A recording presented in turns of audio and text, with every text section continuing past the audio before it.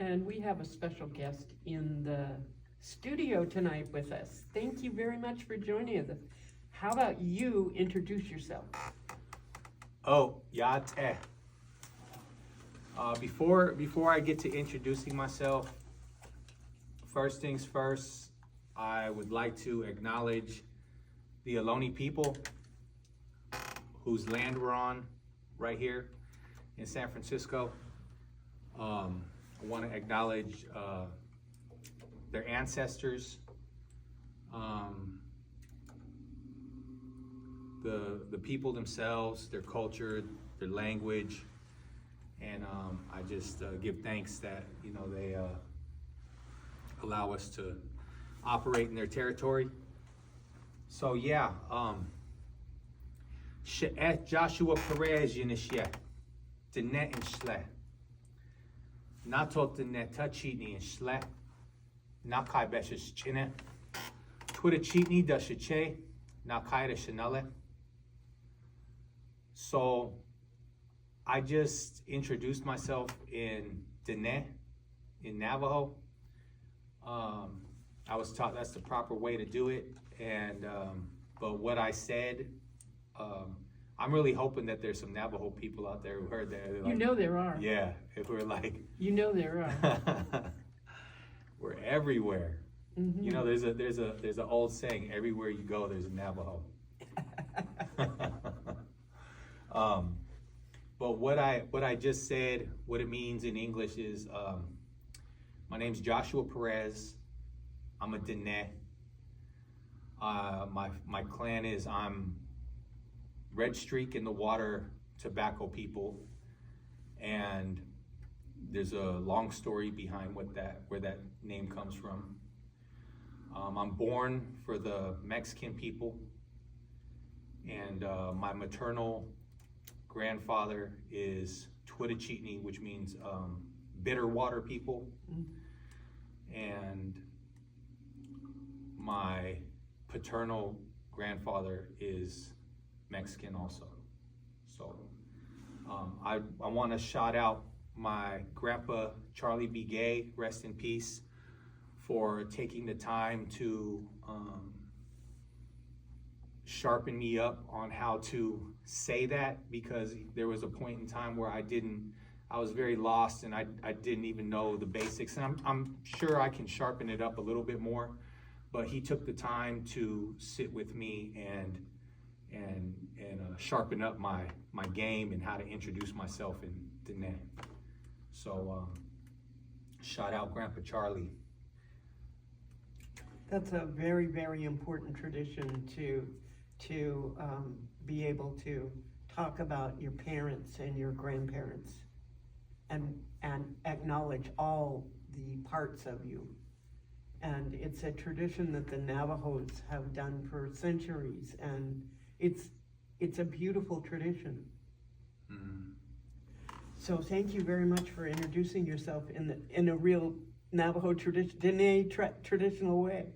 Yeah, I think it's interesting because nowadays so many of us are from mixed backgrounds, from other races and whatnot. So like for me, I always kind of struggled with that. Like, how do I properly say that I'm half Mexican in Navajo? And then, I had a relative one time. I was saying it different, and I had a relative who kind of schooled me, like, you kind of saying it differently. You're saying that you're Mexican clan when you are Mexican people, and I didn't realize that there was a difference. But with our language, even the slightest change of tone can mean something completely different. So I appreciate it when my elders game me up on how to properly say things, because like having grown up here in the Bay Area, my pronunciation is a little off sometimes. The other thing that I really enjoy, and I've seen through the years, is that lately it seems like many people are going back to their languages, going back to learn. In my case, I'm Cherokee Nation citizen, and I have been seeing a lot of my compatriots in the Cherokee Nation trying to learn the Cherokee Nation. As a matter of fact, in the Cherokee Nation right now, there is a little village that is taking a vow that they will only speak Cherokee in that village, from, in the stores, in the homes, in the schools. So it's an immersion village. Wow. Wow, I've heard of immersion schools.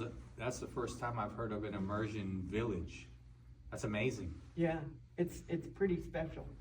And it shows the importance that we place upon language as being a survival of our people. Yeah, I really believe that our language is important. Like I was told by one of my elders one time, it's like there's thoughts and concepts in our native languages that just can't be translated into English, and it affects our thinking and how we see ourselves and our connection with who we are. So I think that as much as we can speak our native languages, and even learning other tribes' native languages, because from what I understand, once upon a time, before colonization, a native person had to speak several native languages in order to conduct trade, in order to communicate with the other tribes living around you. So I think we've always been multilingual people. So as much as I want to say, yeah, I want to learn my own native language, I'm also open to learning other tribes' native language. And I think that the day will come that our people will regain our language and regain that multilingual status that we once enjoyed.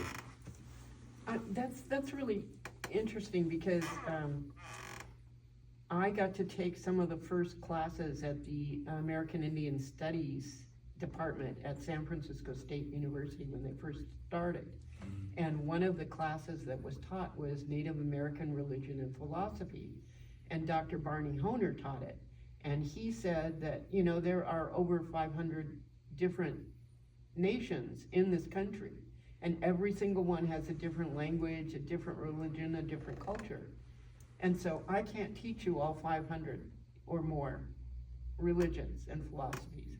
All I can do is teach you mine, which is Lakota. So I swear, after taking his class for a year, I spoke more Lakota than I did Cherokee.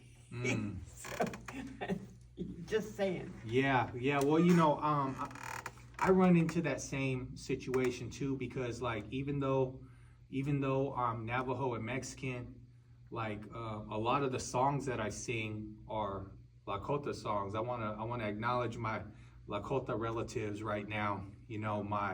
My Sundance relatives in South Dakota, my Sundance family here in the Bay Area, my children are all half Lakota.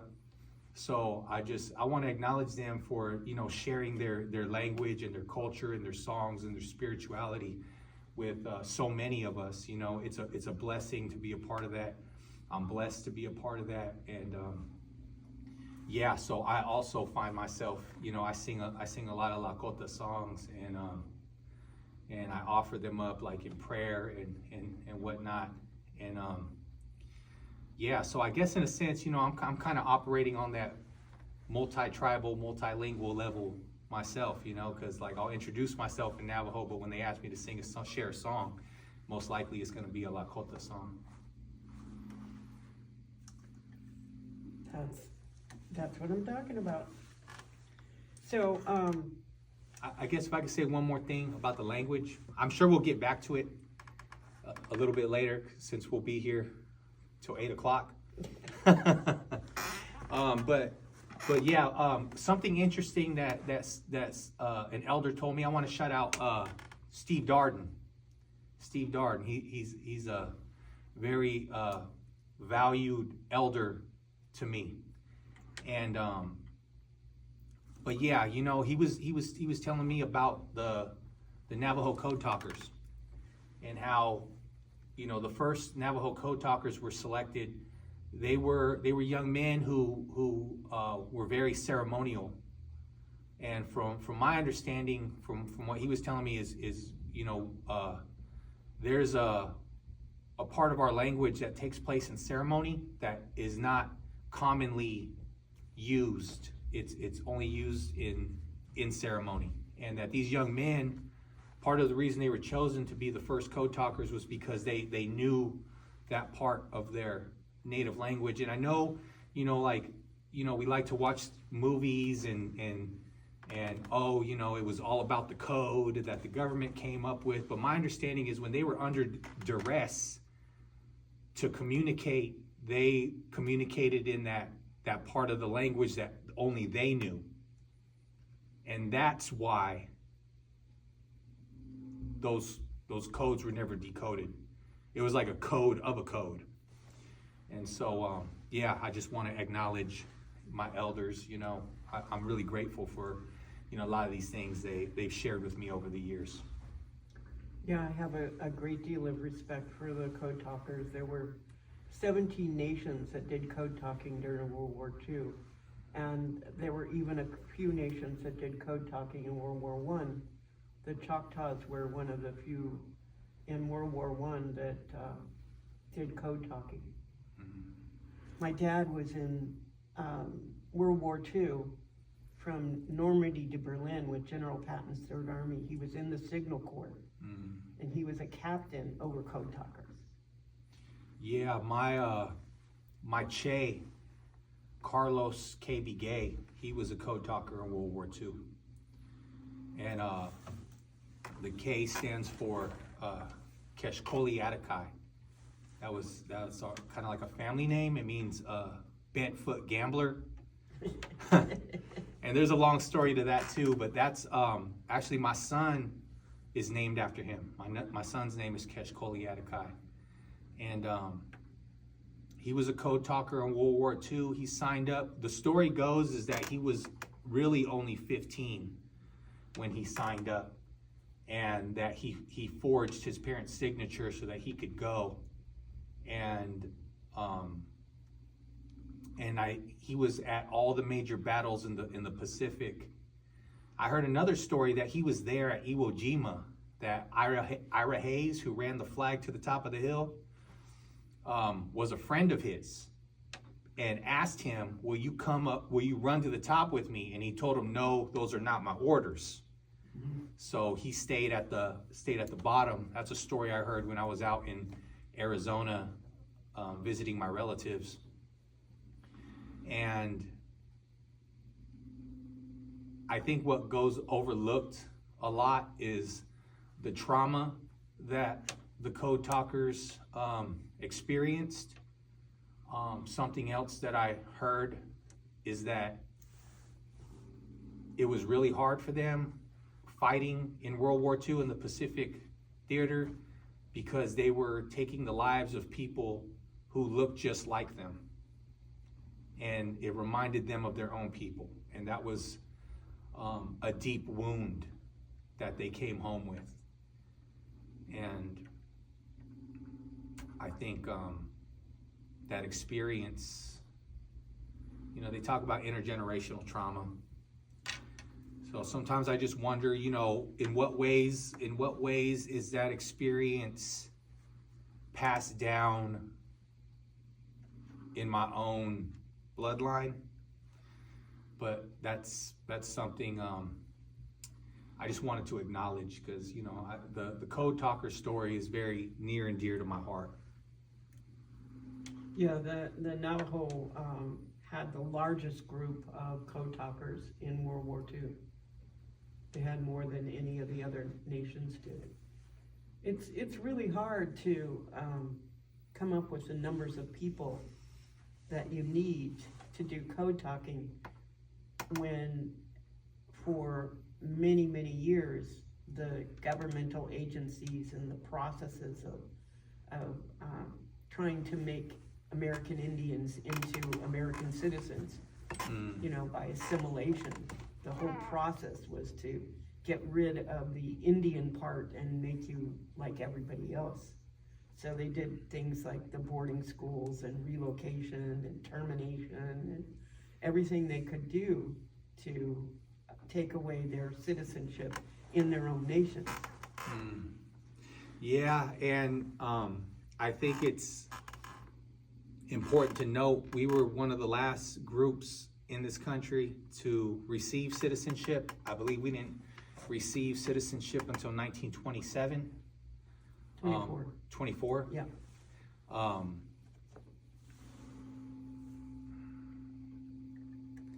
Some got it earlier than others. Some got it when Oklahoma became a state. The ones that were removed to Oklahoma, they got their citizenship because basically everybody in Oklahoma was terminated in 1906. So they tried to make them all American citizens. But we fought back, and with the McGirt decision, we now have our own reservations, and after Alcatraz in 1970, while Alcatraz was still happening, the occupation of Alcatraz by American Indians, Richard Nixon says we're ending termination and we're going to start self-determination. So a lot of the tribes in Oklahoma got to restart and re-energize with new constitutions in the 1970s, 1973, 1974, 1975. We all brought in our new constitutions and then brought back our councils and our principal chief and our court system and our schooling system. Whew. Yeah. Yeah, that's a lot to take in, and I got to kind of take a breath too, because I haven't been on the radio. I think I've been on the radio once before, and that was here back in 2002 maybe. But I'm excited to be here, and I've been thinking a lot about the boarding school stuff lately. Ever since the president went and apologized for the federal government putting so many Native American children, removing them from their homes and putting them in boarding school, and the abuse that they suffered for speaking their own language and having a culture, and like I was watching, and it just so happens I seen a movie the other day on what was it called? Sugarcane. And it's co-directed by a young man named Julian Noisecat, who I happened to meet when he was really young. I met him once, but he grew up in Oakland, from what I understand. So I'm not sure if he went to Hintel, but I just think it's kind of, it really hits close to home, like if you think about the history of our Bay Area Native community, it's very much based on the boarding school experience. And for me, I have a very, anecdotal perspective on it, like my grandparents went to boarding school and came here on relocation. My mom went to boarding school. I went to a federal boarding school. I went to, I want to acknowledge my grandma Nellie. A lot of you know my grandma, Nellie B. Gay. She was part of that generation that went to boarding school.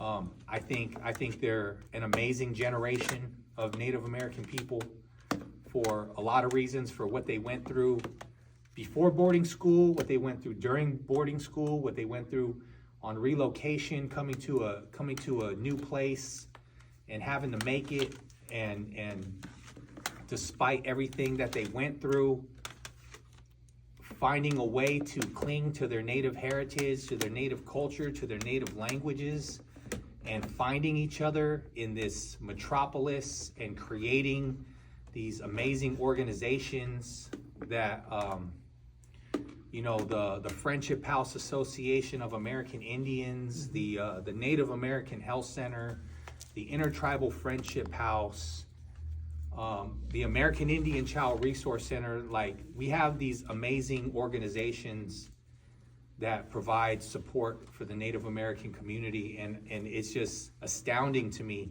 how after such a challenging experience of going to boarding school and relocating out here, that they would overcome those odds and come together as a community and find each other, because from my understanding, they were dispersed all through the urban area. It was a very intentional disbursement so that we wouldn't come together as a community. We were supposed to assimilate, disappear into mainstream America, and no longer exist as Native American people, but actually the opposite happened. We found each other, or they found each other. And I think it's amazing. And like I said, yeah, I went to a federal boarding school. I went to Gray Hills Academy in Tuba City, Arizona. And I hope my my good friend Chaske out there is listening to me. I met him last year. Well, actually, I met him at Gray Hills. We went to boarding school together. And then I reconnected with him last year at the Friendship House here in San Francisco. And it was kind of like just a real happenstance kind of reacquaintance. It's like, oh, we know all the same people, but we couldn't remember each other, but we both went to Gray Hills during the same years. So yeah, if you're listening, Chaske, you know, right on. That's my boarding school brother right there. And so yeah, you know, when I heard that the president was going to do this apology, and then I listened to it, I really feel like it fell short. You know, I feel like he doesn't really understand the impact of this experience on our community. You know, I don't think he understands the impact of, you know, with our grandparents' generation, and for a lot of us, it was our parents' generations,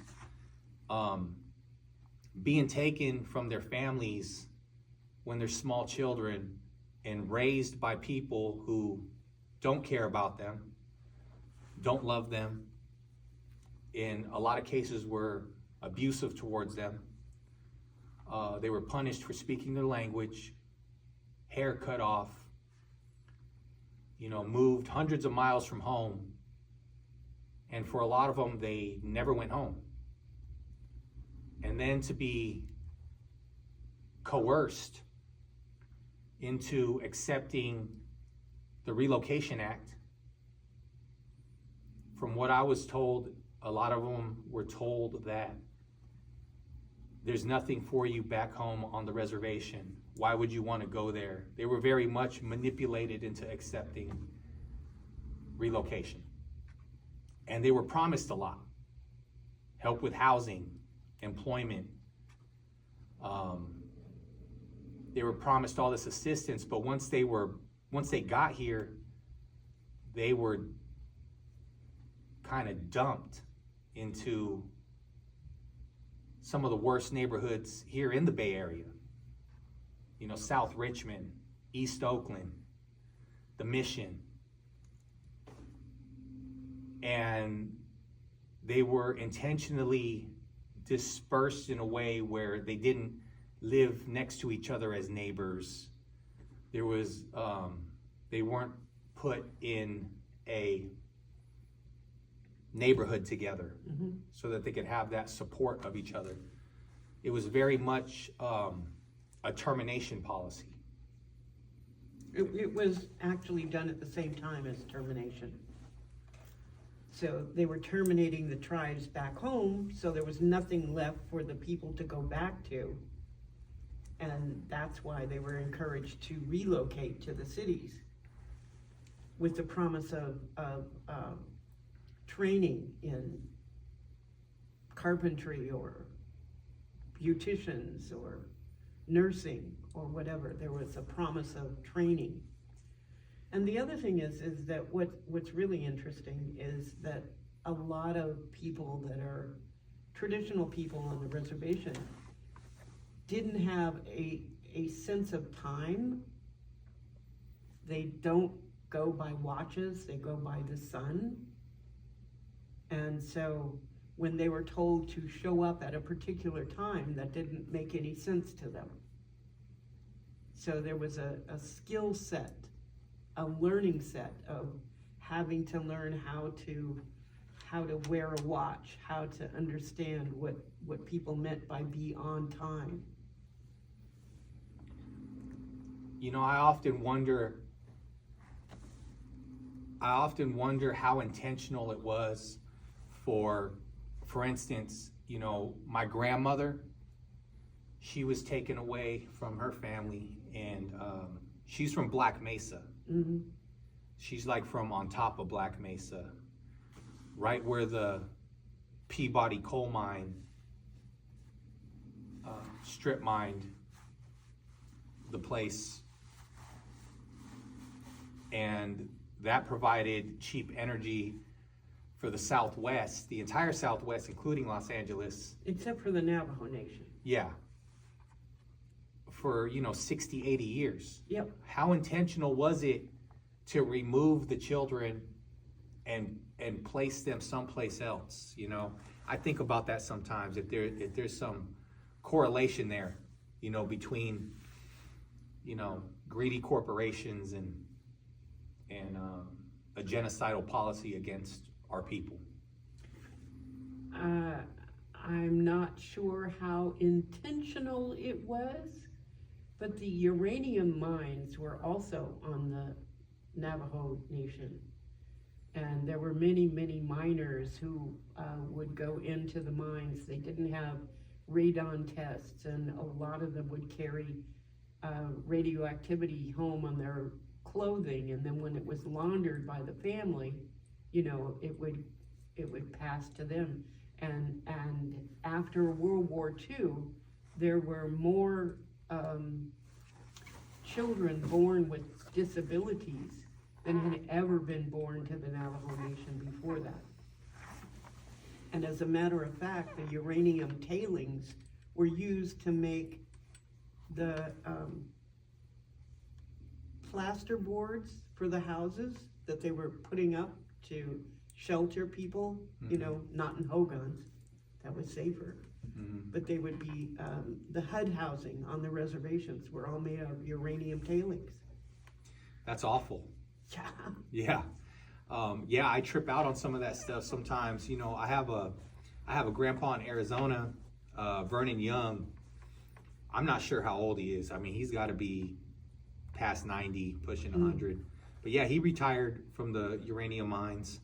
But yeah, like when you drive out to Tuba City, when you're heading west, like from Kayenta to Tuba City, and you start to get kind of close to Tuba City, you pass the Elephant Toes. I think that town is called Tonalea. We just call it the Elephant Toes because there's some big rocks right there that look like elephant toes. And once you pass that and you start to approach Tuba City, there's a big pile of uranium sitting right there on the side of the highway.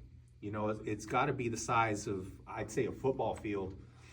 And I just would look at it when we drive by it, like, what prevents the wind from blowing that? Like, my school was like literally like across the street. Like, what prevents the wind from blowing that right onto like where we sleep? Mm-hmm. I don't have an answer for that. Nothing. Yeah, nothing. Something that occurred to me, we were talking about relocation and the intentional disbursement of Native American people so that they don't form a neighborhood. There is one story I heard from my mom. Shout out Marita Begay, the fry bread queen of California. You can see her videos on Facebook or catch one of her classes at the Intertribal Friendship House in Oakland. My mom grew up in Richmond, in South Richmond, and they grew up a couple blocks away from a place called Indian Village, where it was an actual Native American neighborhood. And it consisted primarily of Pueblo people. Did they also call that Jingletown? No, Jingletown's in Oakland. Okay. Indian Village, from what I understand, was an old army housing by the railroad tracks close to the water. Mm-hmm. And Pueblo people had started living there since World War II. They came to work on the railroads and took up housing there. And my mom grew up, I want to say, a couple blocks from there. And because they were so close proximity with this neighborhood, my grandpa was actually adopted by a Pueblo family. I believe the Medina family in Richmond. I believe they're Acoma Pueblo. So that's how we are related to some Pueblo people, is because of that adoption that took place, because they lived so close to them. But the whole neighborhood got torn down to build the 580 freeway approach to the Richmond Bridge in 1978. Mm-hmm. And as a result, my family relocated to San Leandro, right off of Davis Street, where my family still lives to this day.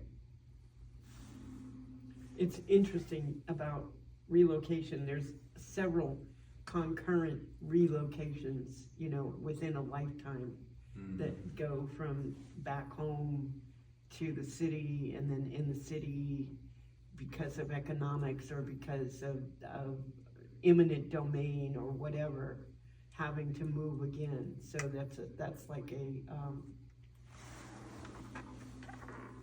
something that happens with our people over and over again, so that you never develop the roots that you need to really feel a part. And the other thing is, one of my nation's principal chiefs, Wilma Mankiller, her family was relocated to San Francisco, and she was part of Alcatraz. She was part of the occupation of Alcatraz. She helped with the California Indian Legal Services, and all kinds of things went on, and she went back and became a principal chief. So people do go back home and reroute.